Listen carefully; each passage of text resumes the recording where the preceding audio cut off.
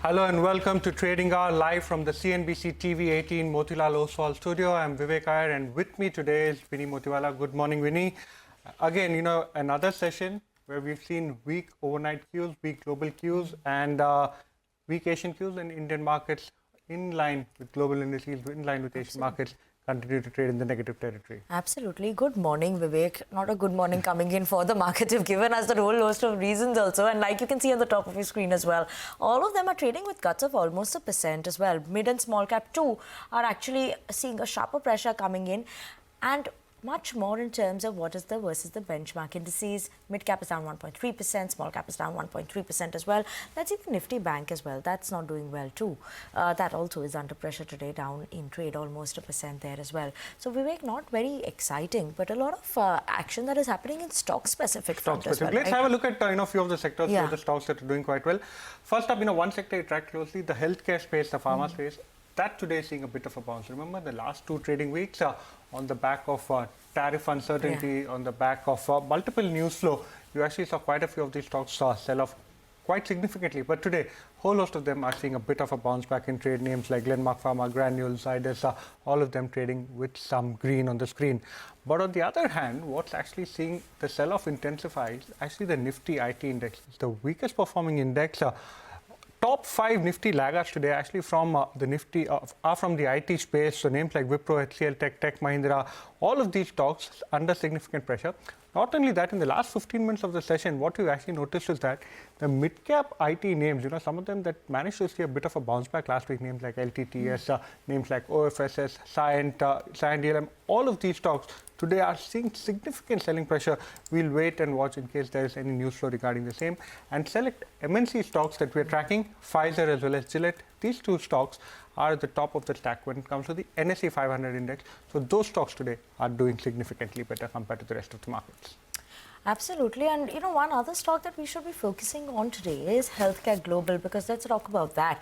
Now, KKR has acquired stake in Healthcare Global. This is $400 million stake that they're acquiring, 54% stake.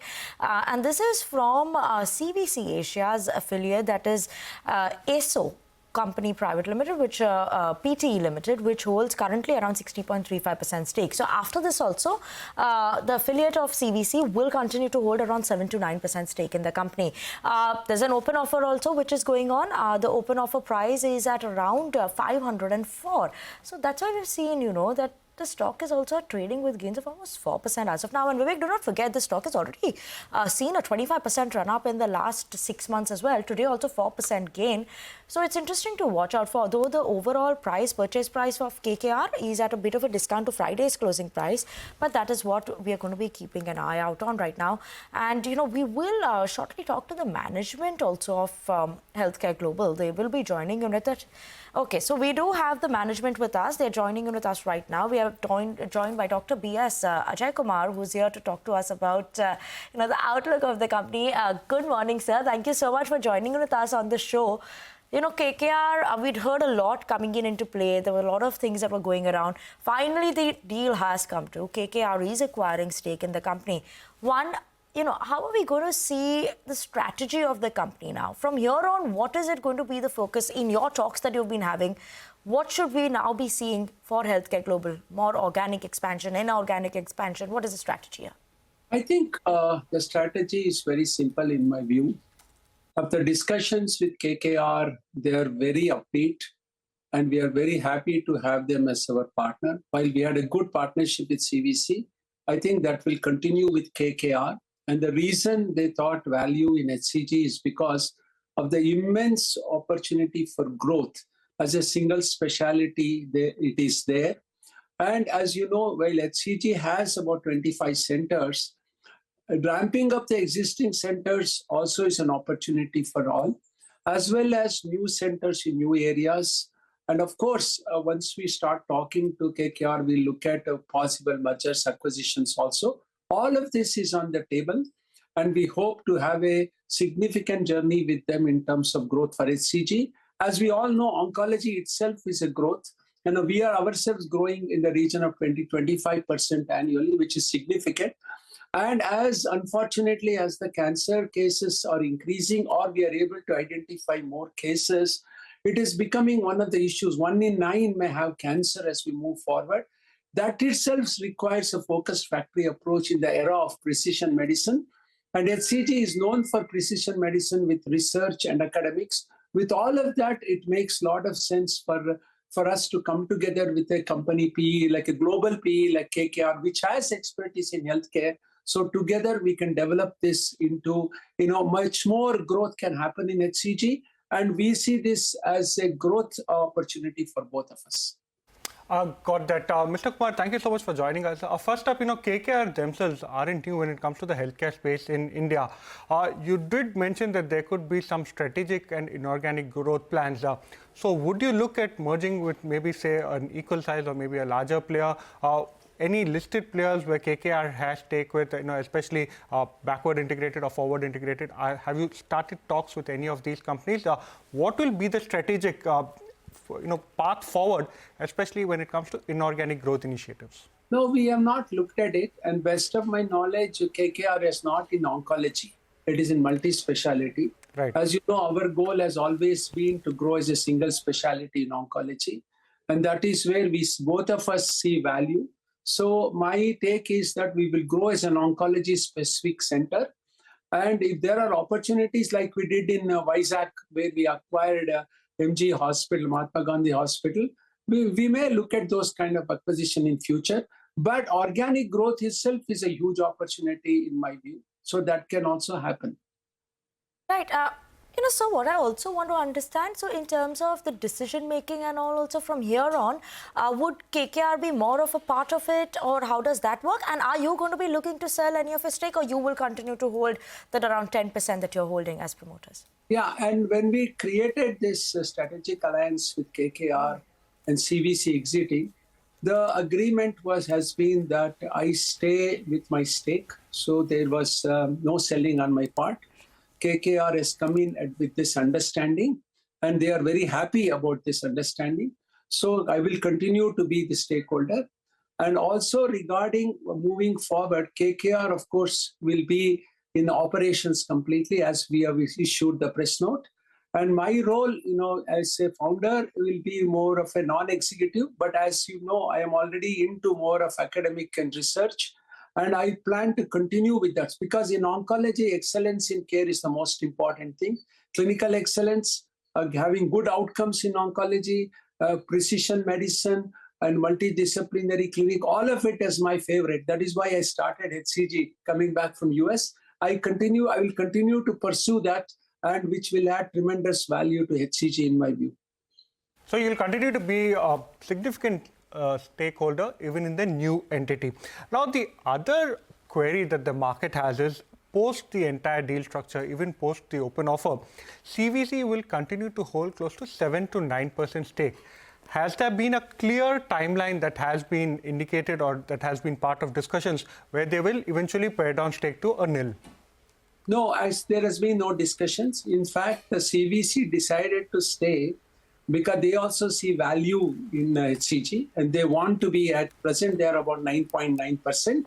And depending on the open offer, how it plays out, they may go down a little bit, may or may not, but they intend to stay for the foreseeable future. Right, so they intend to stay for the foreseeable future. And overall, so, if you could just talk to us in terms of the overall outlook that one should expect now from here on in terms of growth. You did say oncology is a very big part, but, and it's a growing factor in the healthcare industry.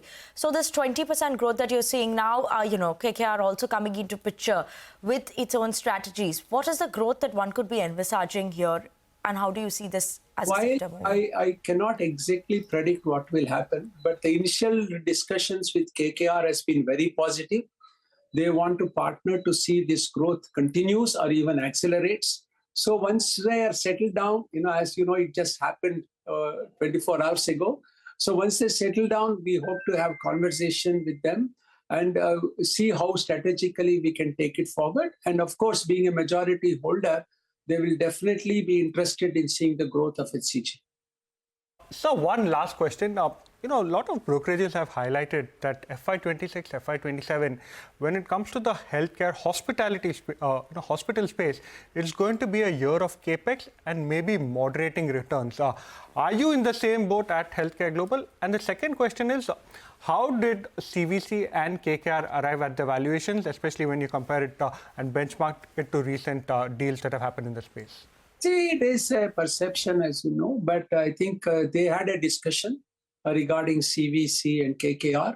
It was purely the internal discussion they had. I am not a preview to the valuation they came up with, but I am overall happy KKR has come in. In answer to your question on the CapEx, I think HCG already has done significant amount of replacement of CapEx. We nearly have nearly 40 linear accelerators. Significant number of them have already been replaced. So the PET scan, we are in the process. So we will not have that kind of a cycle. And we actually, in my view, will be in a very positive cycle at that time. That is what our budget analysis for the next 3 years, where we think improvement in our ROCE, PAT, everything will happen in the next 3 years. So hopefully we'll turn out that way and show future growth for HCG. Okay, so, thank you so much for joining in with us and talking to us about the outlook of the company, KKR strategy, as well as yours going forward. So thank you so much for that. As of now, stock is holding on to gains of almost 2.5% in trade.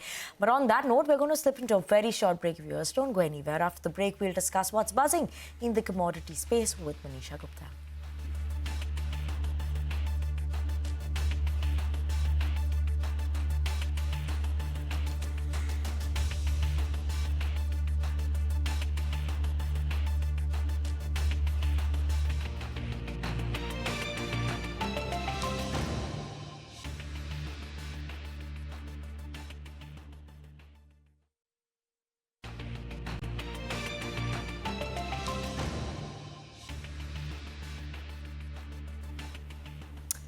Welcome back. Thanks for staying tuned into Trading Hour on CNBC-TV18. Now, let's shift focus and talk about what's happening in the world of commodities. And we have Manisha, who is joining in with us to tell us what she's looking out for today.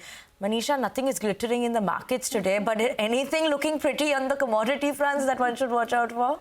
Well, I'm looking at the cotton and textile as a sector, and good news for textiles really, because the cotton prices have continued to stay under pressure. That was the scenario last year as well, and this year as well. When you look at the prices, we are trading slightly on the weaker side. Well, the major reason is that the US prices have continued to be under pressure. The US futures are the most traded when it comes to cotton around the world, and there we've seen prices trade below 66 cents, which is the lowest since July 2024. That is happening because we're looking at output in the US market staying unchanged. That is a report from Madhya, which suggests that 14.4 million barrels is what you could be looking at in sense of US crop. The global cotton production also is anticipated at 120.4 million bales. The Brazil and China cotton production is higher, is the reason you are looking at those global numbers staying on the higher side. The Cotton Association of India, in the meanwhile, about India says that we're looking at slightly lower crop this time around because last year the farmers did not get enough prices. So we're looking at a crop of 301 lakh bales. Out of this, the consumption in the Indian markets is anticipated at 315 lakh bales. And when you look at the export numbers, those are anticipated at 17 lakh bales versus 28 lakh bales of exports that we saw in the previous year. And all of these numbers clearly show their impact in sense of prices, where we've seen prices decline 2% on week, 3% on month. And if you look at the last 12 months, it's been a 30% decline in case of cotton prices, and the decline is not over as of now. Thank you so much, Manisha, for joining us and giving us a sense of what exactly is transpiring as far as the commodity space is concerned. Let's now cut into PM Modi speaking at the Madhya Pradesh Global Investor Summit 2025 in Bhopal. ऐसे ही दुनिया की fastest growing economy बना रहेगा। OECD के एक अहम representative का कहना है, future of the world is in India. कुछ ही दिन पहले क्लाइमेट चेंज पर यूएन की एक संस्था ने भारत को सोलर पावर की सुपर पावर कहा था। इस संस्था ने ये भी कहा कि जहां कई देश सिर्फ बातें करते हैं, वहीं भारत नतीजे ला करके दिखाता है। हाल ही में एक रिपोर्ट आई है, इसमें बताया गया है कि ग्लोबल एरोस्पेस फर्म्स के लिए कैसे भारत एक बेहतरीन सप्लाई चेन के रूप में उभर रहा है।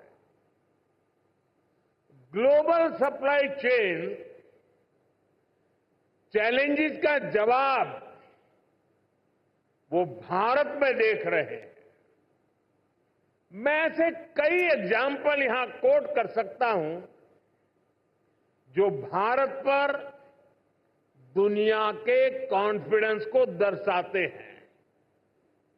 ये कॉन्फिडेंस भारत के हर राज्य का भी कॉन्फिडेंस बढ़ा रहा है। और आज ये हम मध्य प्रदेश की इस ग्लोबल समिट में भी देख रहे हैं, महसूस कर रहे हैं। साथियों, मध्य प्रदेश पॉपुलेशन के हिसाब से भारत का 5th लार्जेस्ट स्टेट है। एमपी एग्रीकल्चर के मामले में भारत के टॉप के राज्यों में है। मिनरल्स के हिसाब से भी एमपी देश के टॉप 5 राज्यों में है। एमपी को जीवनदायिनी मां नर्मदा का आशीर्वाद भी प्राप्त है। एमपी में हर वो संभावना है, हर वो पोटेंशियल है जो एमपी को जीडीपी के हिसाब से भी देश के टॉप 5 राज्यों में ला सकता है। साथियों, बीते 2 दशकों में मध्य प्रदेश ने ट्रांसफॉर्मेशंस का नया दौर देखा है। एक समय था जब यहां बिजली, पानी की बहुत सारी दिक्कतें थी। लॉ एंड ऑर्डर की स्थिति तो और भी खराब थी। ऐसे हालत में यहां इंडस्ट्री का विकास बहुत मुश्किल था। बीते 2 दशक में, 20 साल में मध्य प्रदेश के लोगों के सपोर्ट से यहां की बीजेपी सरकार ने गवर्नेंस पर फोकस किया। 2 दशक पहले तक लोग एमपी में निवेश करने से डरते थे। आज एमपी इन्वेस्टमेंट के लिए देश के राज्यों से सब राज्यों में टॉप के राज्यों में उसने अपना स्थान बना लिया है। जिस एमपी में कभी खराब सड़कों के कारण बसें तक प्रॉपर नहीं चल पाती थी, वो आज भारत की ईवी रिवॉल्यूशन के लीडिंग स्टेट्स में से एक है। जनवरी 2025 तक करीब 2 लाख इलेक्ट्रिक व्हीकल एमपी में रजिस्टर हुए हैं। ये करीब 90% ग्रोथ है। ये दिखाता है कि एमपी आज मैन्युफैक्चरिंग के नए सेक्टर्स के लिए भी एक शानदार डेस्टिनेशन बनता जा रहा है।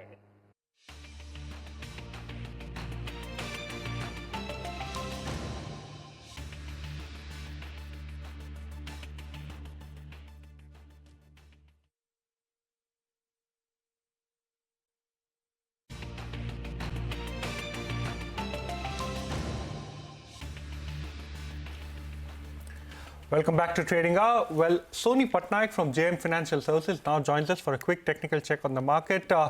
Thank you so much, Soni, for joining us. First up, what is your view as far as the indices are concerned? Once again, in line with global indices, we are seeing quite a bit of selling pressure emerge. And good morning, Vivek. Thank you for having me on your show. So I think the way Nifty has broken down below a 22,700 mark, considering that this is the expiry week, there's a possibility that it remains in this range and not a lot of selling from current levels can be seen, but rather another 100 points of pain. So anywhere between 20 to 400, which can see some support in terms of put writing from those levels. Till 20 to 750 could be the range for this week expiry. Now, of course, as the data adds up, we'll understand whether 23,000 is going to be a strong resistance in the coming future. I think that could still act out its play. For now, 20 to 400 to 20 to 700, 20 to 750 is the range for this week's expiry. And a mix of stock ideas, both on the long and short ideas, can be the focus for this week. Okay, and Soni, good morning. Which are the stocks that maybe you're looking out for in such a trading session? Hey, good morning, Vinny. So it would be a mix of both buy and sell. The sell idea comes in CDSL March futures, which is giving a fresh breakdown today on daily charts below 1200 mark. So one can sell in March futures with a stop loss of 1240 and a target of 1170 to 1150 can be seen.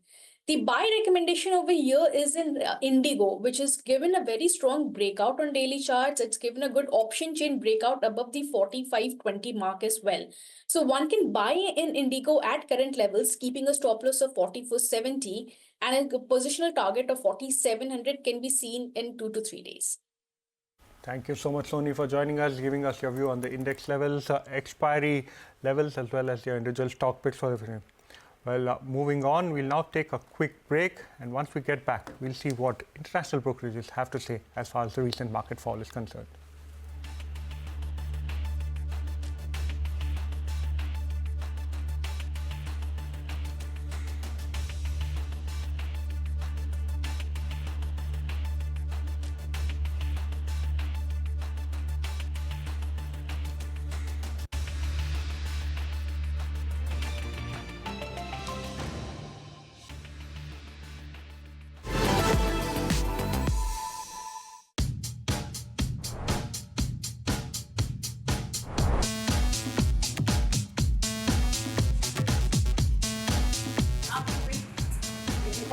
Hello. How are you? Good.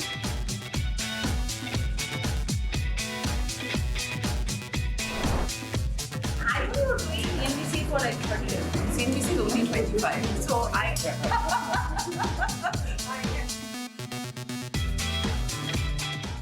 IPO ho kyun nahi raha hai, right?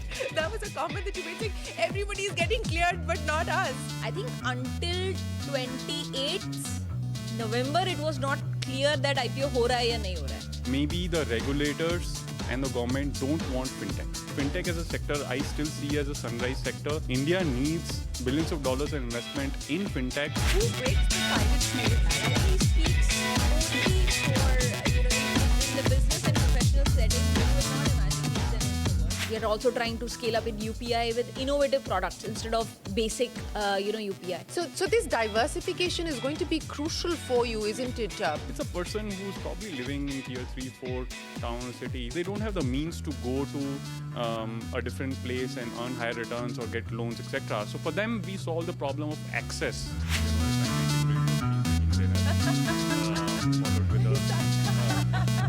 Followed with the at heart, she's deeply emotional and she cries a lot.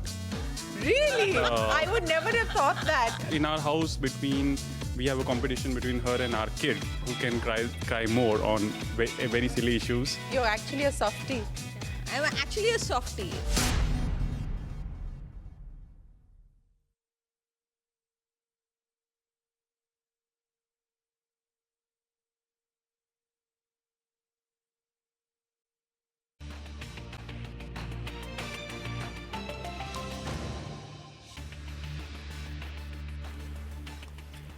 Welcome back. Thanks for staying tuned to Trading Hour on CNBC-TV18. Now let's move on. Our Indian market has corrected significantly from its peak.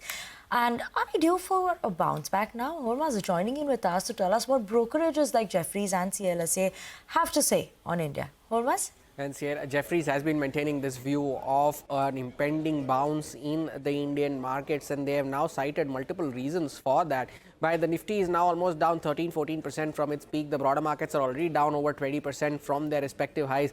And based on that, Jeffries believes that the valuations now of the markets are closer to their long-term averages, and the market has discounted almost every possible positive news, be it easing from the RBI, liquidity measures, the income tax cuts announced in the budget. All of them have been ignored by the market. Economic activity levels are already picking up according to Jeffries, and all of this combined with the resultant reasonable valuations post this correction is what is prompting Jeffries to say that the market is poised for a bounce. Now, they have highlighted some stocks where they have screened some names based on the criteria that they are trading below their long-term average. They have growth visibility of at least 14% EPS growth, and they have seen minimal downgrades of less than 5% in the last 2 quarters. And based on this, they have highlighted names like Voltas, Crompton, Apollo Hospitals, Adani Ports, HDFC, AMC, Shriram Finance, Home First, Aptus and Sirma SGS as some of these names that fit the criteria that we just mentioned. Now, on the other hand, CLSA is saying that the third quarter was better than what they had expected, but the consensus EPS downgrades continues to remain a cause of concern for them. And among the companies under their coverage, 63% of them saw an earnings downgrade for FY26, while only 18% saw an earnings upgrade for the next financial year. Now, based on this, CLSA has upgraded some names to hold from underperform. They include the likes of Voltas, Tata Steel, IOC and BPCL along with Oil India. They have upgraded stocks like Escorts Kubota, Dalmia Bharat, ACC, Aurobindo Pharma, Godrej Properties, TCS and Wipro to an outperform rating from an earlier rating of hold. They have upgraded Bajaj Auto to an outperform from an underperform, so that's a double upgrade. And also they have downgraded GSPL and Dr. Reddy. So these are some of the stocks that both Jeffries and CLSA are advising to keep on your radar. Thank you so much, Hormas, for joining us and giving us a sense of what MNC brokerages are advising clients to do and this current market fall. But moving on, Varun Locha from HDFC Security joins us now to discuss market fundamentals and his top sectoral picks. Thank you so much, Varun, for joining us. Well, we are in the midst of what is essentially a very sharp correction. The Nifty has given up significant gains from the recent highs. Mid-cap and small-cap indices too are seeing significant selling pressure. How have you assessed the earnings season that's gone by, and valuations, are they now more palatable compared to what they were at the start of Q3? Good morning. So earnings were definitely weak, this quarter. For our coverage universe of around 234 stocks, which we cover, we saw earning downgrades to the extent of 2 to 3%. This is the third consecutive quarter where we saw earning downgrades. And if you look at, the breadth was quite weak. Only 32% of our coverage universe stocks were able to beat earnings. This was the lowest percentage in last, 3 to 4 years. So clearly, there is pressure on the broader market this quarter. Our coverage universe on mid and small caps actually had weaker earnings than even large caps. And in fact, even large caps had a single digit kind of earning growth of around 8% on a YY basis. So overall, for this entire financial year, FY25, we'll end up with only around 1% earning growth for the coverage universe. But next year is expected to be better at around 16%. But we believe there is still a bit of optimism sitting there, and there are chances of downgrades to FY26 earnings as well to some extent, but still it would be better than FY25. Coming to valuations, market has already discounted the slowdown to a reasonable extent. We were quite bearish on the markets for last 6 to 9 months, especially mid and small caps. We kept calling for a sharp sort of a correction in mid and small cap space, which has happened. A lot of the froth has gone out. I would say that still mid and small cap at an index level are still a bit expensive, and probably for next 6 to 9 months, one should not expect any great returns out there. In fact, there could be one more leg of correction in mid and small caps at some point during the year. But at a Nifty level and large cap level, after this correction of around 13% from the peak, now we are at 19.5 times, 1 year forward, which is essentially very close to the long-term average, 5-year, 10-year average of around 20x. So at a Nifty level, we don't see a huge downside from these levels. But at mid and small cap, there is still some more pain to go. But the good part is a large part of the froth has already gone. So, one can start looking at individual stocks and do bottom-up stock picking. Okay, bottom-up stock picking is what you're suggesting. Some bit of a froth has gotten out of the mid and small cap. Varun, good morning and thank you so much for joining in with us. What I want to also know, you said, right, that next year earnings are expected to be better than this year's earnings. Overall, you're expecting that improvement, or specifically large cap would be a bet coming in, given that you've also highlighted that mid and small cap maybe could still see some bit of a correction. So would large cap be your preferred bet, and in that also which sectors?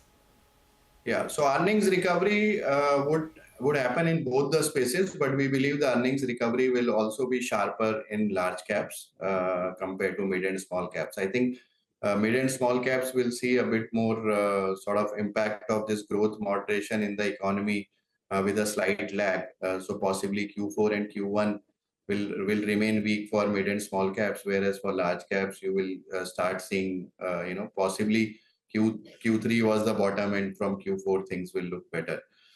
In terms of sectors, if you look at BFSI has been one of our preferred sectors for last 3 to 6 months. We have been gradually reducing our underweight, which we used to run. Now we are neutral on the sector, and especially on large banks, we are actually overweight. It has been holding up well in this correction, given the valuations are quite reasonable, and still growth in the context of the economy, while they have slowed down in terms of credit and deposit growth, it's still reasonably healthy. So large banks is preferred. IT, we are overall not as bullish as what the street is. We have been slightly conservative. We are underweight on IT, but on the large cap IT names, we are still comfortable. So we continue to hold Infi and TCS in our portfolio, but overall we are not as bullish on IT. Pharma, is again one sector which has been delivering good earnings. In Q3, it was one of the standout sectors in terms of earnings. But again, valuations had run up out there. So we have been reducing our overweight stance in pharma to an extent. Consumer, consumer continues to struggle with, we continue to struggle with valuations out there. While we are more positive on discretionary compared to staples, getting bottom-up ideas is a challenge given very high valuations in both the sides. And industrials, again, valuations has been a challenge. We have been cutting our weight in industrial space for last 1 year, and that continues to be the case. So I think sectorally, there are going to be very few sectors like possibly banks, some of the large IT names where you will see some earnings acceleration in FY26. Varun, talking about the consumer durable space, so many baskets to pick from. And also very interestingly, Friday marked the 14th straight session where you actually saw the FMCG index decline. Now, in this current fall, also post-budget, do you like any of the names over there? Yeah, I think, clearly from a government perspective, there is a shift from, being overtly CapEx oriented in the first 3 to 4 years post-COVID to now being more consumption oriented, which we believe is the right step, because I think economy needs a bit more push on the consumption side. In terms of consumption, our view is that, while rural has been relatively better, even rural has been, on the weak side. It's just that urban has slowed down much more than rural, and therefore rural is looking better. And the benefit of the tax cuts will also be felt more on the urban side, and especially discretionary. So therefore, we prefer discretionary over staples, which is FMCG. But I think FMCG also will have a better FY26 compared to FY25, which was very weak on the demand side. So I think both discretionary and staples, from an earnings perspective, will do better in FY26. But our picks are more on, on the discretionary side. So some of the names like DMart, Nykaa, where we were on the sidelines and we had a negative rating because of very high valuations, we have upgraded them from reduced to add, so they can be looked at. Some of the staples names we continue to like Dabur and Marico. So they can be looked at for FY26 from the FMCG space.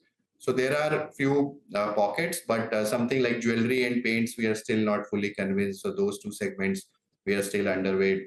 Consumer durables and select EMS players, we are still positive. So Crompton Consumer and Sirma, SGS are our preferred picks out there. So Sure. yeah, that's a broad our view on the consumption space. Okay, thanks so much for that, Varun. So yes, you do not like still jewelry. Spain is not something that is too positive on that front. Consumer durable still looks interesting. Thank you so much, Varun, for joining in with us, giving us the view on the market as well as different sectors and consumption side as well.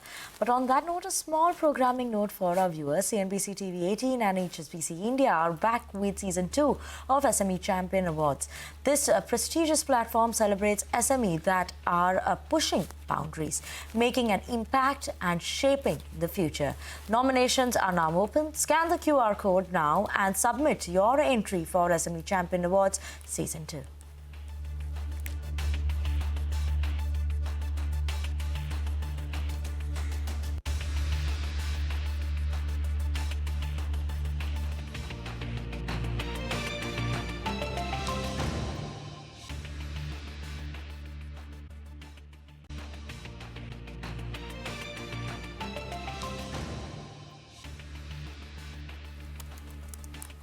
Welcome back to Trading Hour. Well, let's now directly cut across to Shireen Bhan in conversation with the top brass at HCL Tech and Infosys at the Nasscom Technology and Leadership Forum 2025.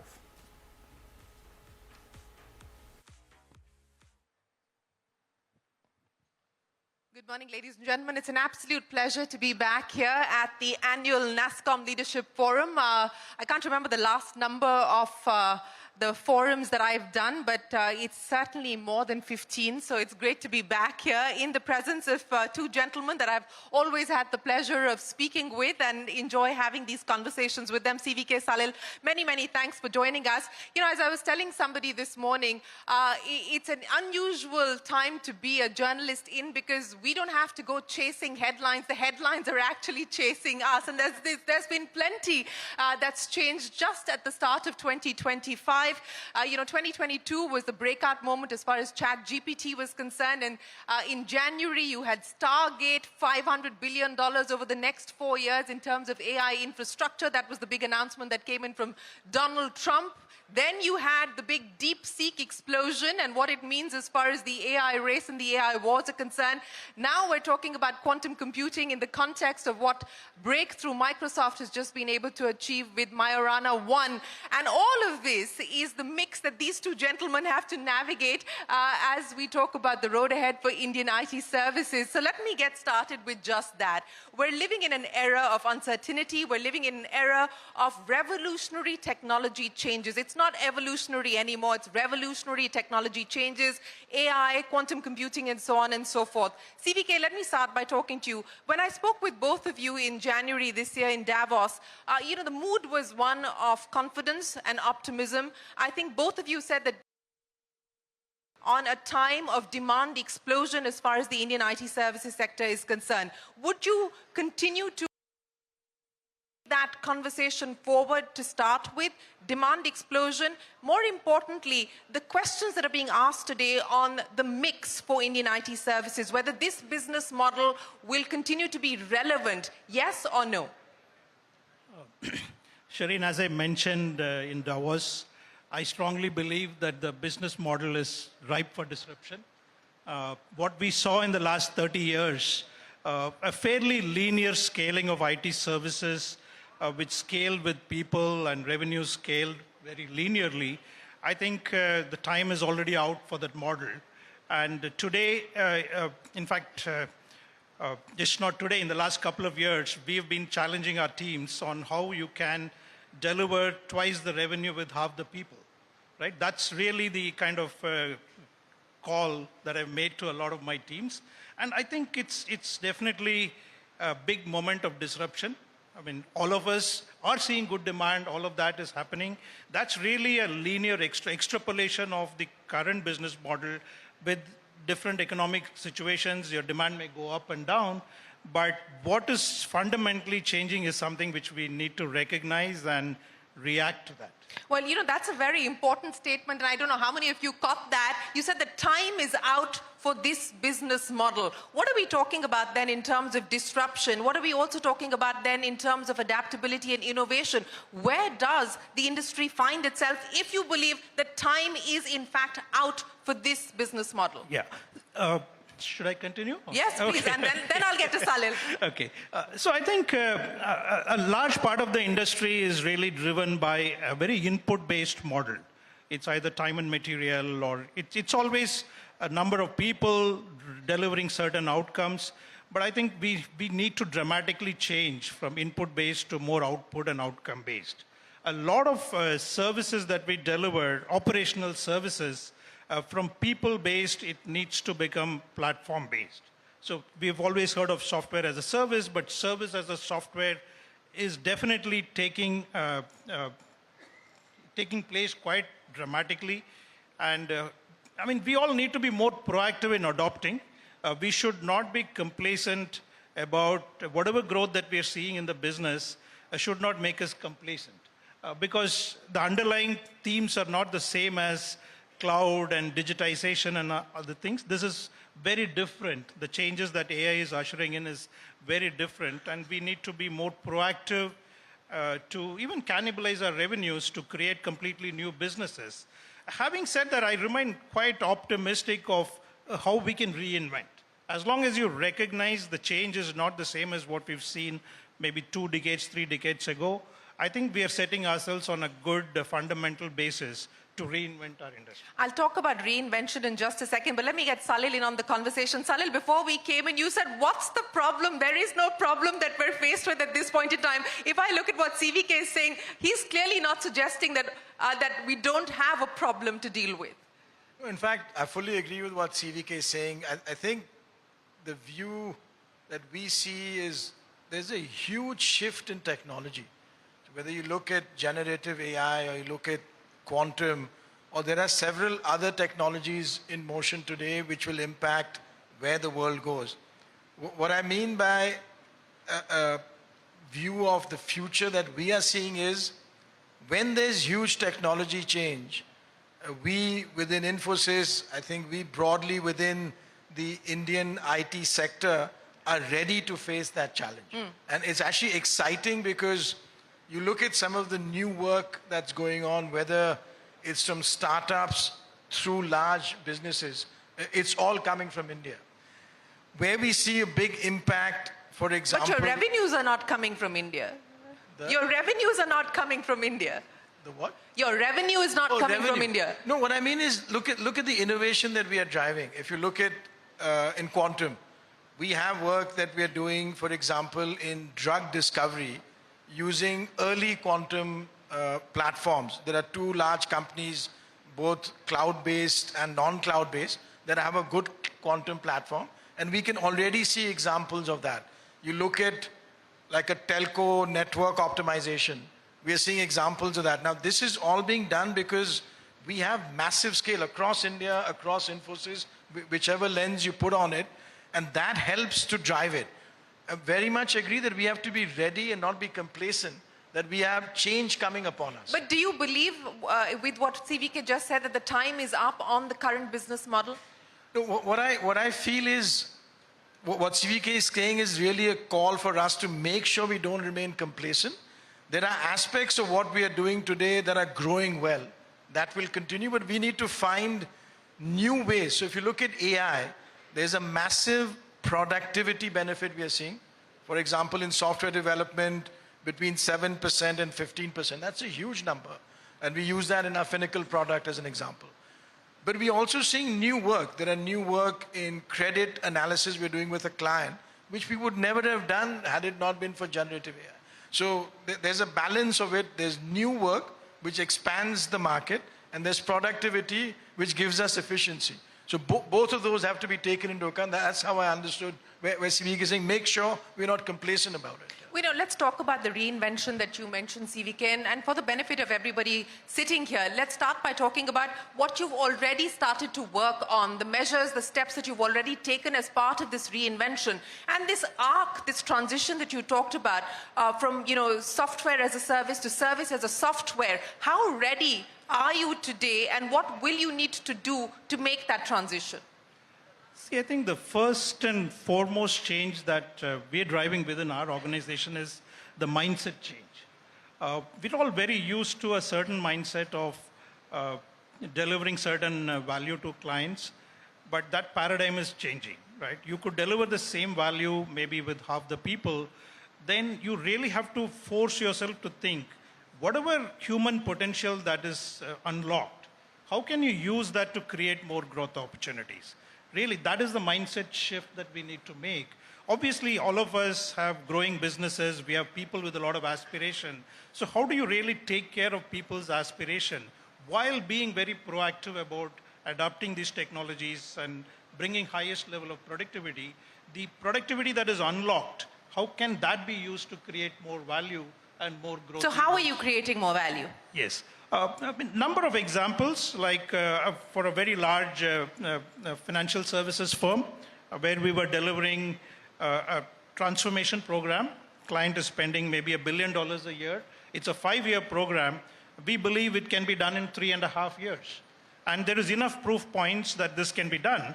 But here, the value is not in the 18 months that we will save, which of course is going to be significantly cost effective for the client, but it's the time to value.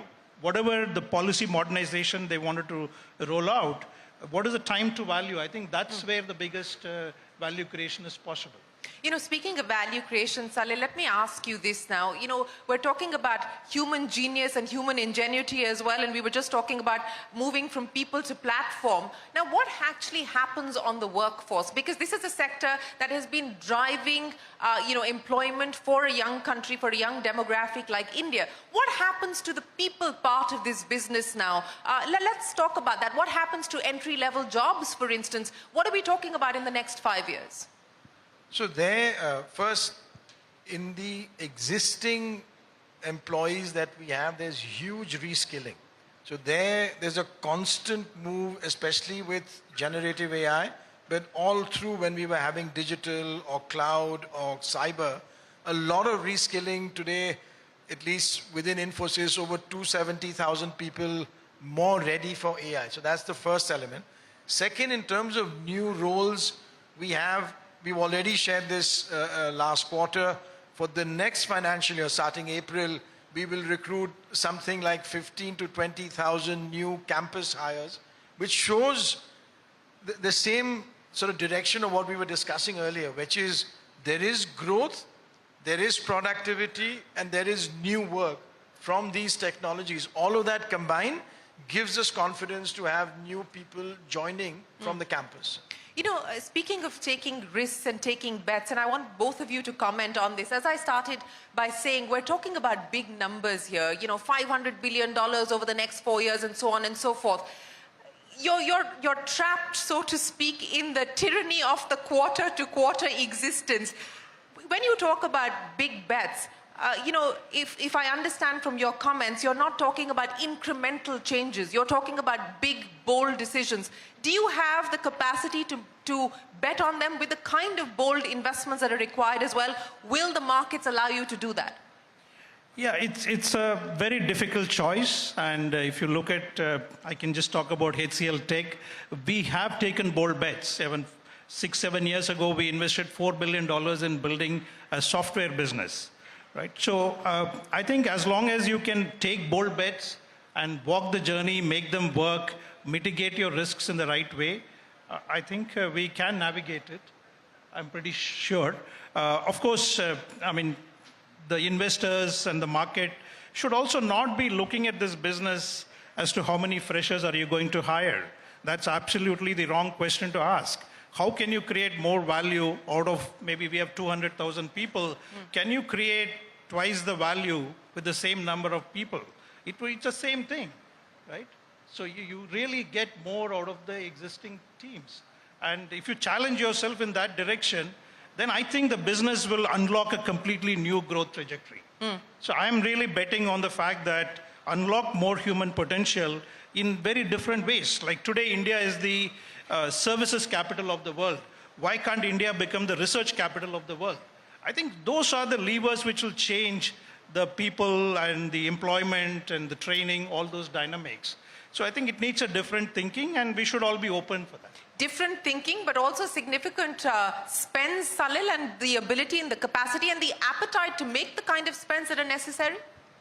So I think we are fortunate, as CVK mentioned, that there are ability for us to take within Infosys. So even in the IT sector as a whole, bets of that nature. So take an example where we did something of building a product like Finacle a few years ago.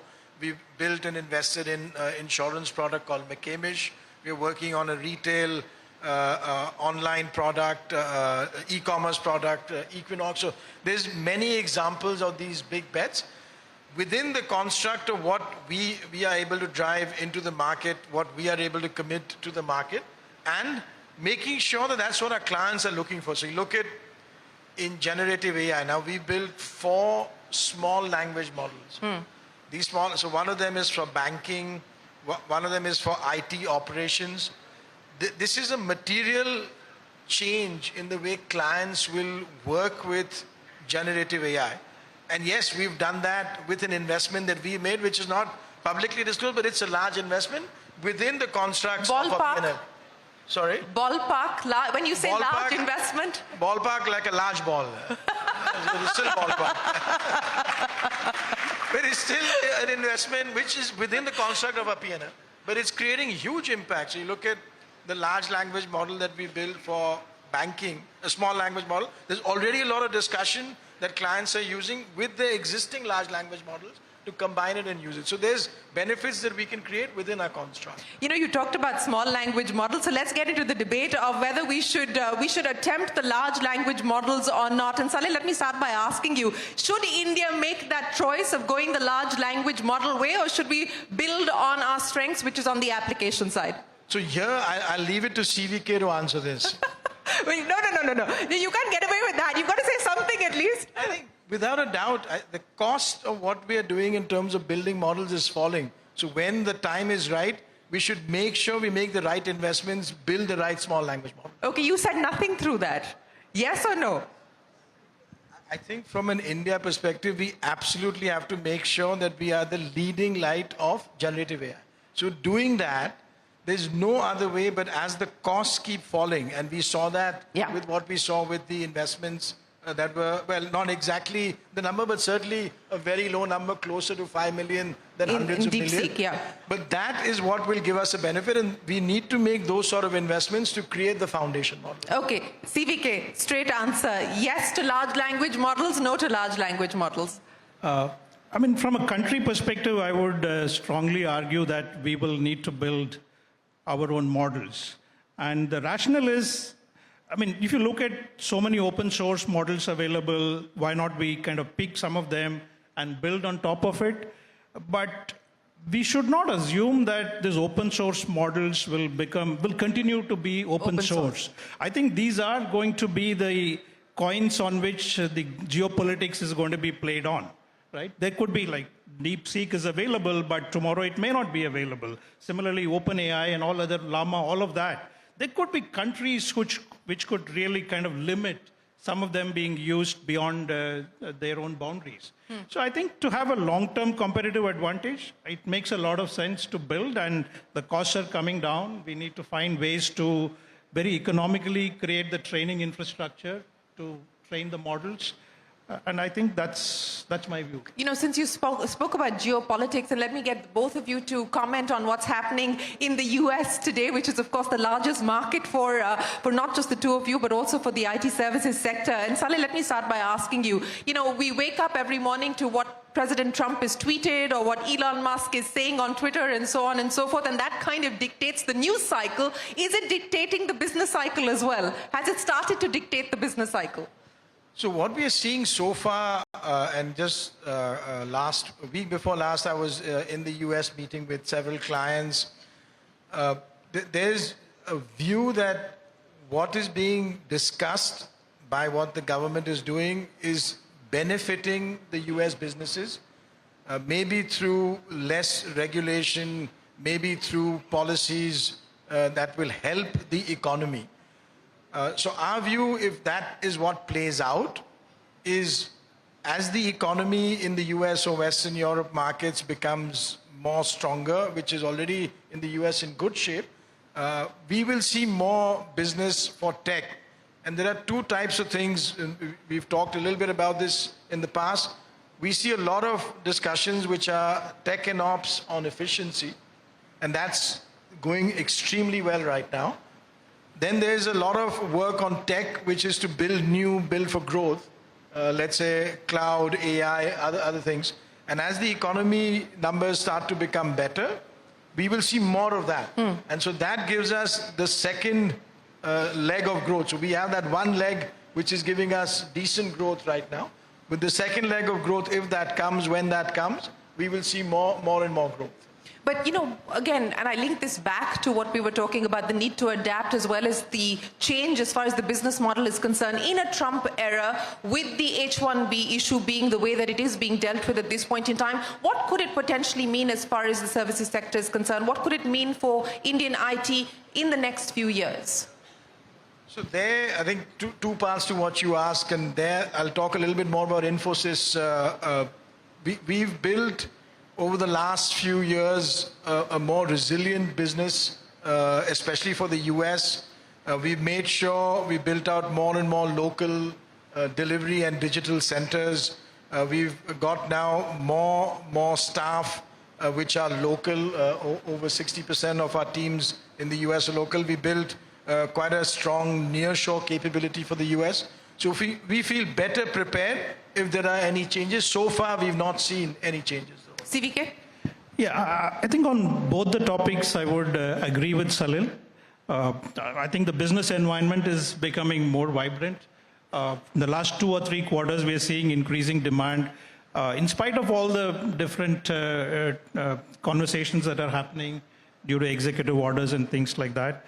And on H-1B, I think for the industry, it's a much smaller issue than what it was 2 decades ago. All of us have built a lot more local capabilities, and we're very less dependent on H-1B. Since we're talking about capabilities, and I want to get both of you to talk about this because there have been acquisitions that both HCL Tech and Infosys have done.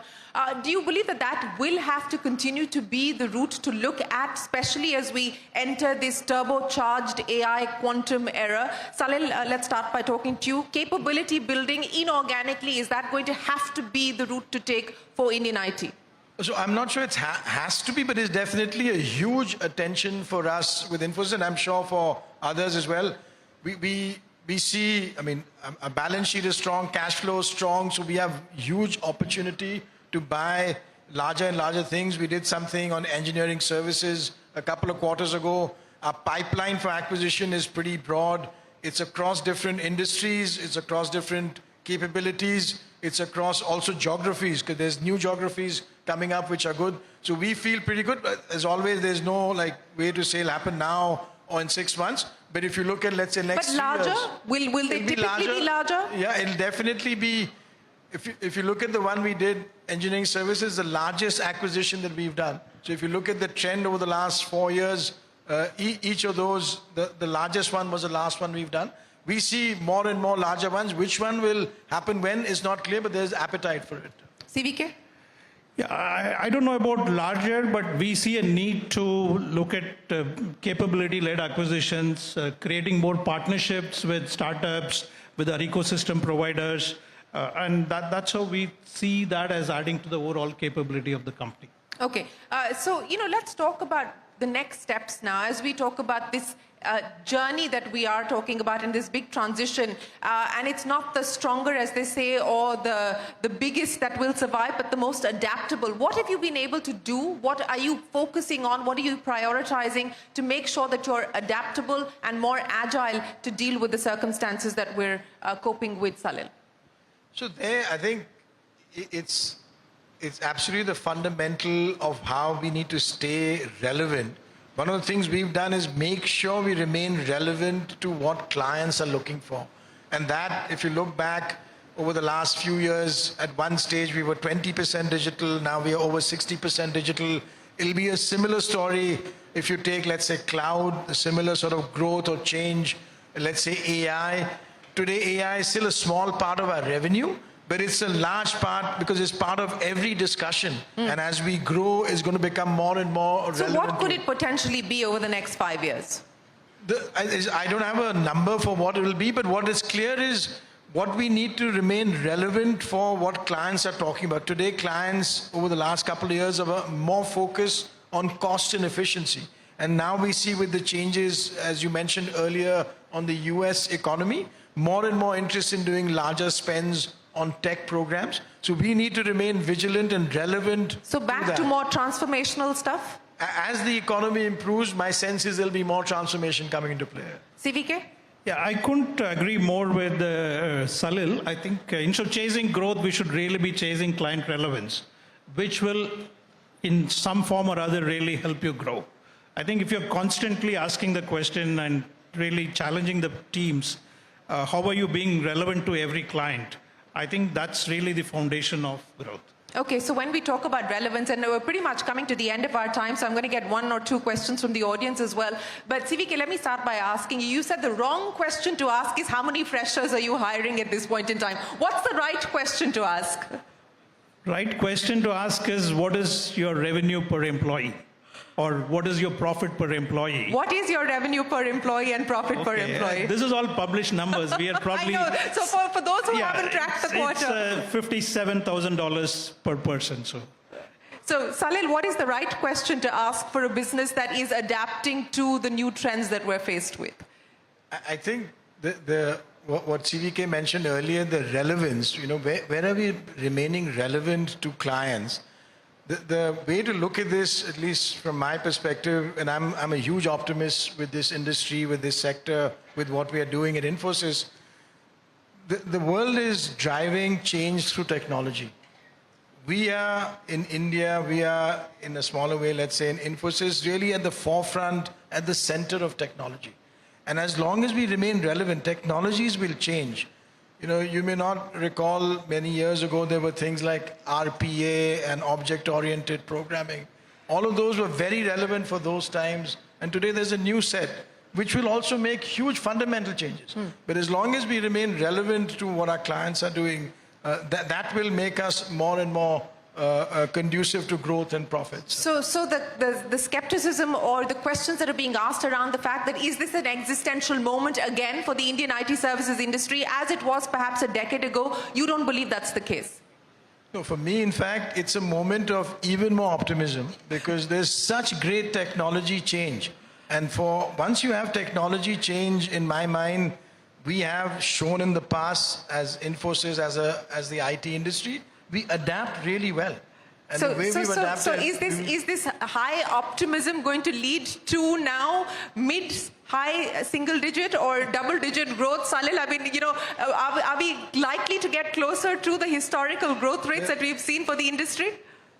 It's always nice to see how we transition from Nasscom to CNBC-TV18. So we will get the answer at that stage. Okay, we'll tie you down to that. But CVK, do you believe that we're likely to go back to the historical growth rates that we've seen? Since both of you are so confident and optimistic about demand. I strongly believe that the industry has enough opportunities. If you're really going to chase the volumes, I think you can make a big impact. There is always going to be some deflation in existing business due to all the things that we talked about, but we really have to go after volume growth.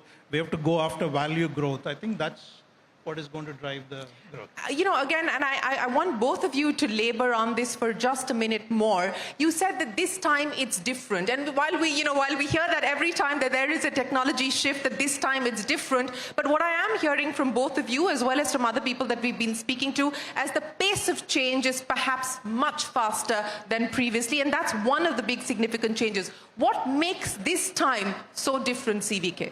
I mean, as you said, it is the pace of change. And every time when there's been change, the IT services industry normally demonstrates a lot of confidence that you will be able to retrain and reinvent yourself. And that confidence could really be the challenge this time, right? You need to be more paranoid about the level of impact it can have. And if you really approach it as an existential threat... Are you more paranoid today than you were 10 years ago? Absolutely. And I think if you approach it with that paranoia and an existential threat, I think we will all come out winners in the long run. Are you more paranoid today than you were 10 years ago? I couldn't agree more. I think we have to be paranoid. We have to be not complacent. That is the way we can manage to keep up with what's going on in the industry. I think to your question, what's different? the scale of investment is different. I mean, we've not seen this level. You read numbers like 500 billion that you mentioned. If you look at capital expenditures by some large companies, 80 billion, 200 billion, these are huge numbers. And so that drives massive technological change, growth. Hopefully, it's what is going to show up sooner rather than later. And so we need to be more prepared, but really massively paranoid. So the question then on return on investments, when do you believe that we're going to be at that point where the kind of investments that are being made, we will see the proof as far as returns are concerned? So those I have no idea in terms of when that'll happen. For you and for the industry. For us, I think we are seeing, I mean, if you look at the changes that we are seeing in the type of work that we were talking a little bit earlier about, examples that you heard from CVK and myself, these are examples of projects that are ongoing today. So their change is already imminent and upon us, and it's coming because of the investments, which is probably at our scale at Infosys we've made, in the training, in the innovation, in the technology. But that is being driven by the global sort of investments that are coming through, in the changes coming through. Okay, I'm going to take one question here. Yes, there's a gentleman there. I don't know if we can get a microphone across to you, sir. If you can come up front, maybe that'll be easier. Yeah, I think there should be a mic coming to you. Let me, this will be faster.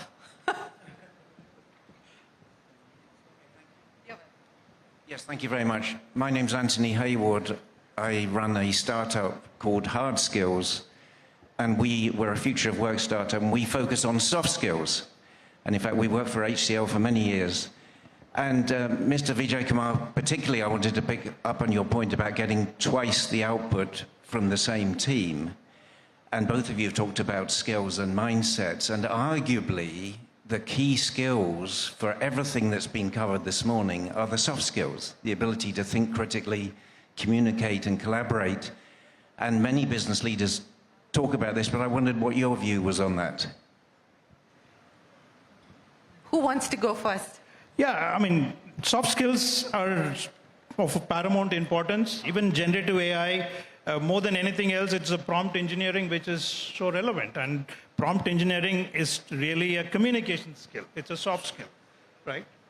And I think it's very evident that soft skills will go hand in hand in this reinvention. Saleh? No, absolutely. I think soft skills are very critical. We have a program within Infosys to ensure that many of our employees are trained on this. We have partnered with colleges, both in India and outside India, to have specifically those sort of skills. We also have soft skills which are non-engineering, which are more like digital design type of skills, in addition to soft skills which are on communications, or soft skills which are on cultural interaction and so on. So huge relevance from what we see.